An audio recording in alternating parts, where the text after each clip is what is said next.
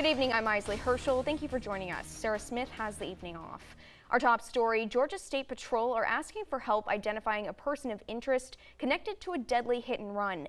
The agency has shared video of the incident with us. We want to warn you, some may find this video hard to watch. We're told the incident happened on May 10th on Chevis Road at the intersection of Newington Road and Buford Road. Video shows a motorcycle traveling down the road before being struck by a minivan that entered the roadway. Drivers of the minivan left the scene on foot, while the cyclist suffered serious injuries and later died at the hospital. Officials say the man pictured here may have connections in Chatham and Beaufort counties.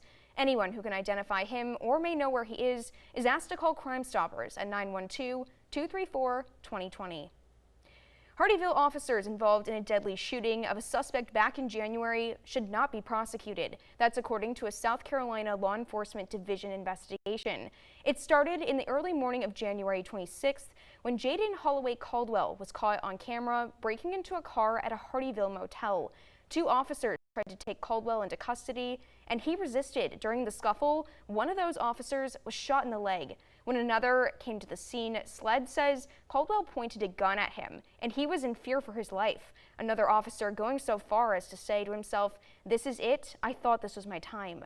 That's when an officer opened fire, hitting Caldwell in the back of the head. Caldwell later died of his injuries. Video surveillance footage confirmed what the officer said about the incident. SLED investigators determined that there was no reason to take this case to a grand jury, and the officer acted within his rights and duties. WSAV is your local election headquarters. The primary election in Georgia this past Tuesday broke records. According to the Secretary of State's office, more than 2 million ballots were cast. One organization is pushing for even better voter turnout in the runoff.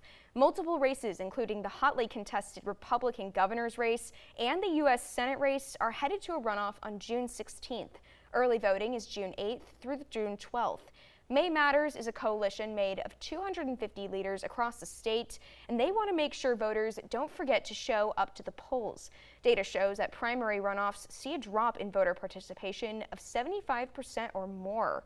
Bert Brantley with the Savannah Area Chamber of Commerce is the representative from Savannah, sharing nonpartisan election education.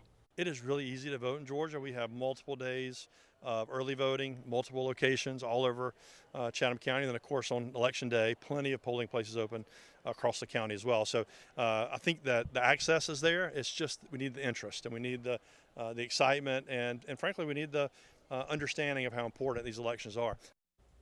You can access the free Georgia Matters Nonpartisan Toolkit on our website, WSAV.com. Taking a live look outside now, let's check in with Storm Team 3 meteorologist Brian James for a look at the forecast. Happy Sunday to you. I'm meteorologist Brian James. We have temperatures right now holding in a mix of mostly low to mid 80s out there. There's not much wind either. Winds are generally between about 5 and 15 miles an hour. So light winds, temperatures on the warm side, sticky side as well. We've had a few isolated to widely scattered showers and a couple thunderstorms around, and we're going to keep with that theme as we head through the next few days. Pretty good opportunities for some showers and a few thunderstorms. So if you have any plans going out on the Sunday evening, keep in mind there will be that chance over the next few hours for a few isolated to widely scattered showers and storms. And then overnight tonight, generally a mostly to partly cloudy sky. Temperature-wise, we'll go from the low 80s back down to mid 70s. We're really not going to drop that much temperature-wise overnight tonight. It's going to stay warm. It's going to stay sticky. That humidity sticking around, that also means we have additional chances for showers and storms as we go through Memorial Day Monday and for the upcoming week. I'll talk about that full forecast here in just a few more minutes. Back to you. The Georgia Ports Authority is expanding its reach across the state with the new opening of an inland port in Gainesville. The Gainesville Inland Port officially opened for business earlier this month, with crews already moving containers by train and truck since May 4th. The new facility provides direct rail access between northeast Georgia and the Port of Savannah, giving more than 300 manufacturers in the region a faster connection to global markets.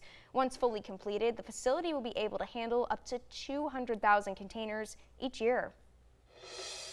New state data shows 61 people drowned in Georgia waterways last year, according to the Georgia Department of Natural Resources. That's why Georgia Power, which manages more than 100,000 acres of land across the state, is urging people to stay safe on the water this Memorial Day weekend.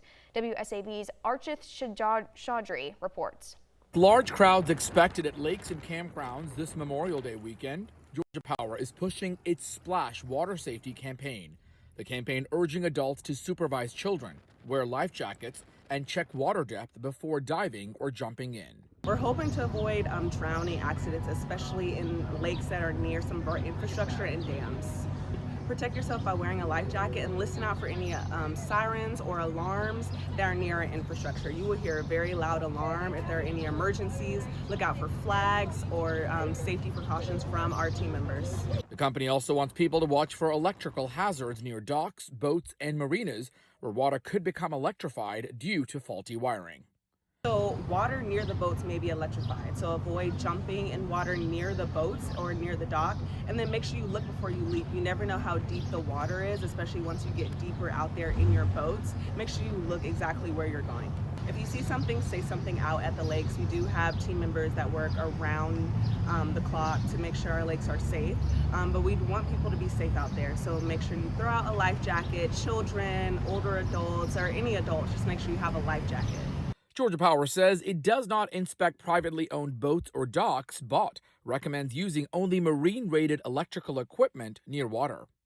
Reporting in Atlanta, Archit Seshadri, Atlanta Bureau Chief. This weekend also begins the 100th deadliest days of summer, a period between Memorial Day and Labor Day where law enforcement agencies see an increase in driving and traffic-related fatalities. AAA expects 45 million people to hit the road starting tomorrow. Troopers say for teens new to the road, it's important to practice extra caution during this time. If you're driving distracted, you're 23% likely to get into a collision, greater than if you were just driving normal. Our teens, I know, grew up with a phone in their hand. The problem is they have to separate that lifestyle with being behind the wheel.